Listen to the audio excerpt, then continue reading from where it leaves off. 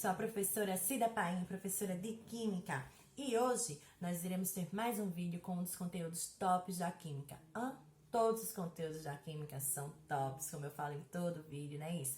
Pois é, galera, hoje nós iremos abordar as propriedades dos compostos orgânicos.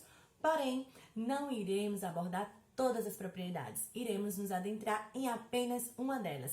Quer saber a qual? Aguarde um pouquinho e vamos nessa. Já pega seu caderno para fazer todas as anotações, ok, galera?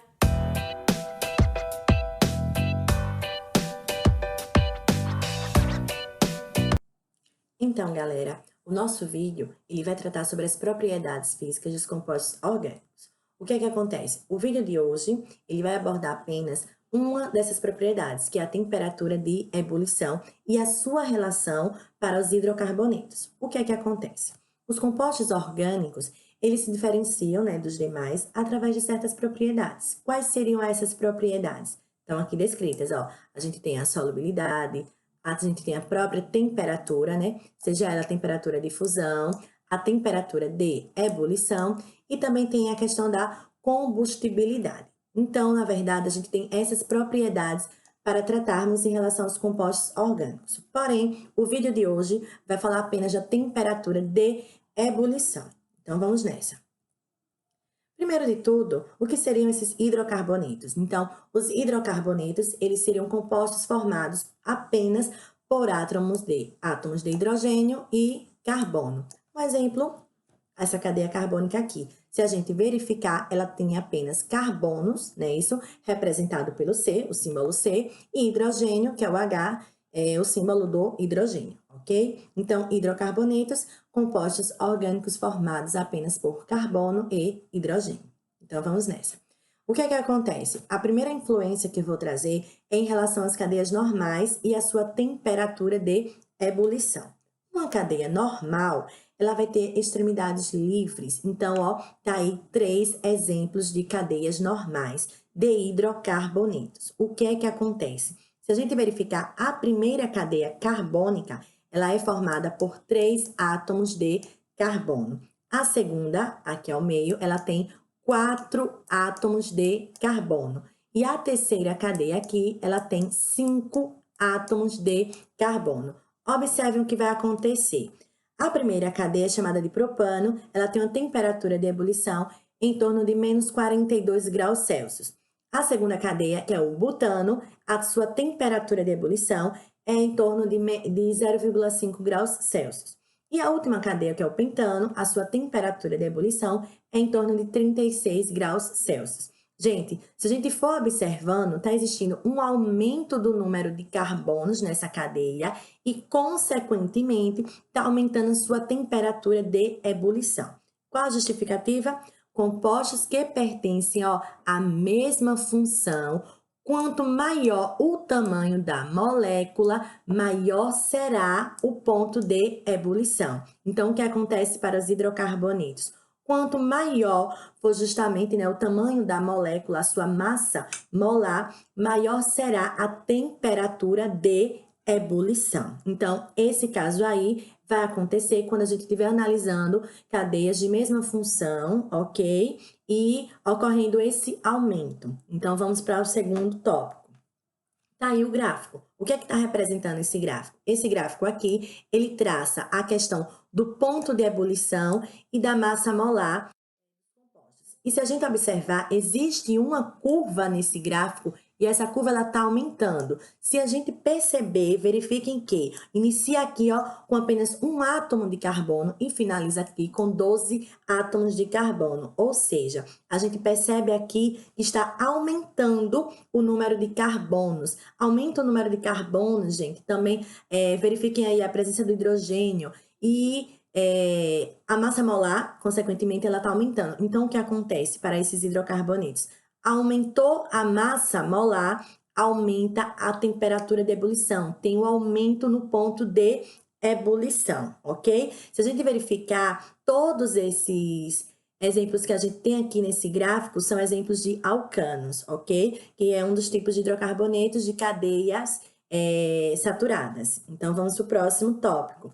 Olha o que eu botei aqui. Comparando os hidrocarbonetos, os pontos de ebulição irão aumentar à medida que a massa molar também aumentar, ok? Vamos para o próximo tópico. O próximo tópico, eu trouxe agora um exemplo apenas quando existir cadeias ramificadas, não é isso? Então, o que é que vai acontecer? Eu coloco aqui esses dois exemplos. Essa primeira cadeia, ela apresenta duas ramificações, ok? Essa segunda cadeia, ela tem apenas uma ramificação. Verifiquem que as duas cadeias, elas apresentam a mesma função, né? São hidrocarbonetos. O que é que acontece com os pontos de ebulição? A primeira cadeia, o ponto de ebulição é 9,5. A segunda cadeia é 28, ou seja, a primeira cadeia ela tem duas ramificações, a segunda cadeia tem apenas uma ramificação. Então, o que é que vai acontecer nesse caso agora?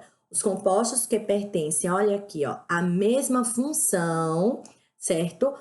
Que possuem as mesmas, no caso, né, galera, fórmula molecular. Quanto maior o número de ramificações, menor será a temperatura de ebulição. Ou seja, se vocês tiverem, olha o que está acontecendo aqui, duas cadeias, ambas as duas cadeias possuem a mesma fórmula molecular, ou seja, o mesmo número de carbonos e hidrogênios, porém, elas estão se diferenciando no número de ramificações. Então, quanto mais ramificações estiver na cadeia, o que é que vai acontecer? A estrutura da molécula ela vai ficando mais compacta. E com isso, vai diminuindo também a temperatura de ebulição. Então, preste atenção. A estrutura da molécula fica mais compacta, né? A superfície, ela diminui. E com isso, vai interferir na temperatura de ebulição. A temperatura de ebulição, ela também vai o quê?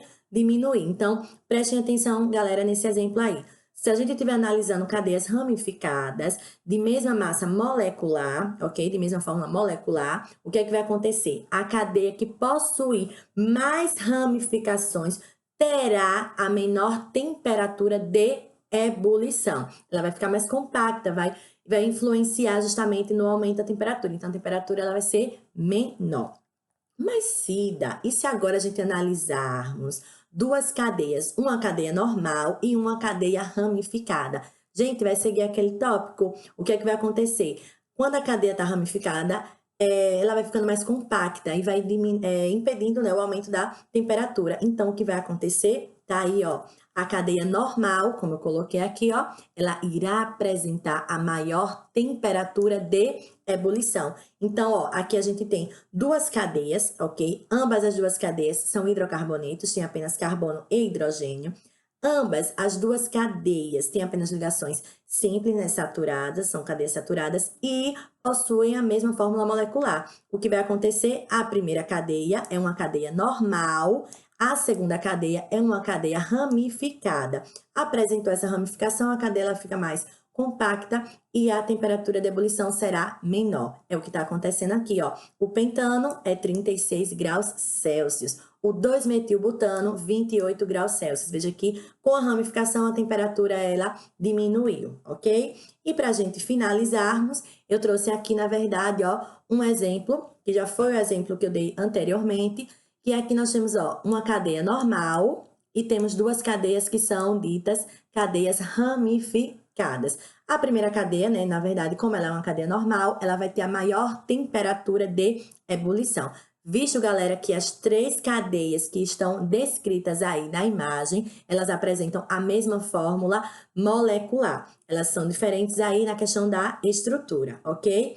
Então, prestem atenção. Cadeia normal, vejam que a temperatura foi 36 graus Celsius.